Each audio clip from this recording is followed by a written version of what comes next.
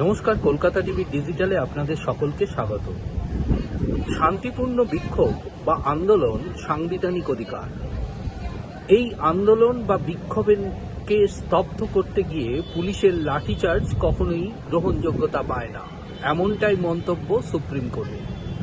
দিল্লিতে যন্তর মন্তরের নিট আন্দোলনকে কেন্দ্র করে যে পুলিশের লাঠিচার্জের ঘটনা ঘটেছে তা নিয়ে সুপ্রিম কোর্টে একটি মামলা দায়ের হয়। সেই মামলাগুলিকে একসাথে শোনার নির্দেশিকা জারি করেছেন প্রধান বিচারপতি সূর্যকান্তের বেঞ্চ।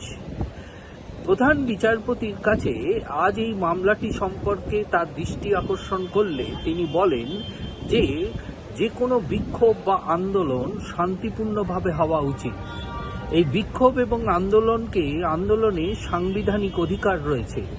এই সাংবিধানিক অধিকারকে খর্ব করতে গিয়ে কোনোভাবেই পুলিশের লাঠিচার্জ বা এই ধরনের ঘটনা কখনোই গ্রহণযোগ্যতা পায় না।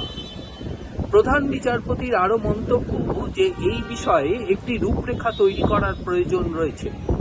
পাশাপাশি তিনি এও মন্তব্য করেছেন যে এই ধরনের ঘটনার ক্ষেত্রে বিশেষভাবে পুলিশকে সংযত হতে হবে এবং সে বিষয়ে পুলিশকে উপযুক্ত ব্যবস্থা গ্রহণ করতে হবে।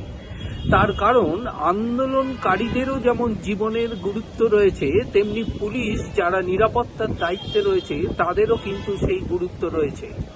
তাই প্রধান বিচারপতির বেঞ্চ পরিষ্কার জানিয়েছেন যে এই ধরনের অর্থাৎ নিট আন্দোলন নিয়ে যন্তর মন্তরের যে ঘটনা, সেই ঘটনার প্রেক্ষিতে যে সকল মামলা দায়ের হয়েছে সমস্ত মামলার শুনানি আগামীকাল মঙ্গলবার তালিকাভুক্ত হবে এবং তিনি তার শুনানি গ্রহণ করবেন।